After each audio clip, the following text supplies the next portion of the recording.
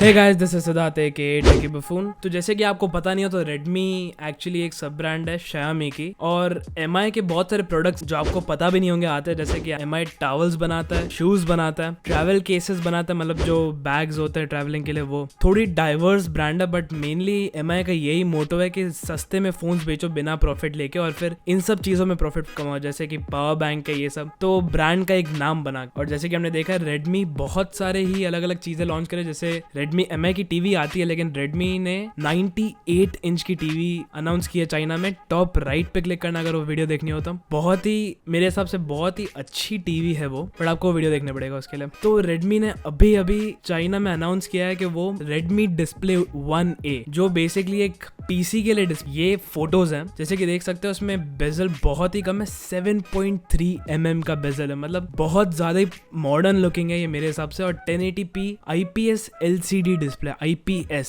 इस प्राइस पे, जो मैं प्राइस अभी रिवील करने वाला हूँ, उस प्राइस पे TN पैनल्स, आपको अगर पता नहीं हो 3 टाइप के पैनल्स होते हैं, VA, TN और IPS। IPS के कलर सबसे ज्यादा अच्छे होते हैं, TN के सबसे खराब। आजकल के TNs में बेसिकली अच्छे कलर्स आ सकते। मैं जो मॉनिटर यूज करता हूँ वो गेमिंग के लिए होता है 144 हर्ट्ज का, मतलब वो 144 फ्रेम्स दिखा सकता है 1 सेकंड। ऑब्वियसली मैंने उसकी भी वीडियो की, अगर आपके दिमाग में थोड़े क्वेश्चंस आए होंगे तो फिर वो वीडियो देख सकते हो, टॉप राइट पे क्लिक करना उसके लिए। तो ये जो मॉनिटर है ये 60 हर्ट्ज मतलब 60 फ्रेम्स 1 सेकंड में दिखा सकता है। जैसे कि मैंने बोला कि मेरा मॉनिटर 144 दिखाता है, जो बहुत ज्यादा ही स्मूथ एक्सपीरियंस होता है, लिटरली मतलब एक अलग टाइप का ही अच्छा एक्सपीरियंस हो जाता है। और 60 FPS भी अच्छा है। ये ऑब्वियसली गेमिंग ओरिएंटेड मॉनिटर है नहीं, ये थोड़ा बहुत प्रोडक्टिविटी अगर आपको ऑफिस में रखना है या फिर ऐसा कुछ कि आप स्टूडेंट हो और खाली प्रोग्रामिंग या कुछ करनी है उसके लिए है। तो जैसे कि मैंने बोला 1080p resolution, IPS LCD, 23.8 inch, जो एक्चुअली मेरे हिसाब से बेस्ट मॉनिटर की साइज है 1080p के हिसाब से। अगर आप 2K मॉनिटर ले रहे हो मतलब 1440p रेजोल्यूशन, तो फिर 27 इंच बेस्ट है। एंड अगर 4K ले रहे हो तो फिर 32 इंच या फिर ऐसा कुछ। और फोटोज में देख सकते हैं कि टॉप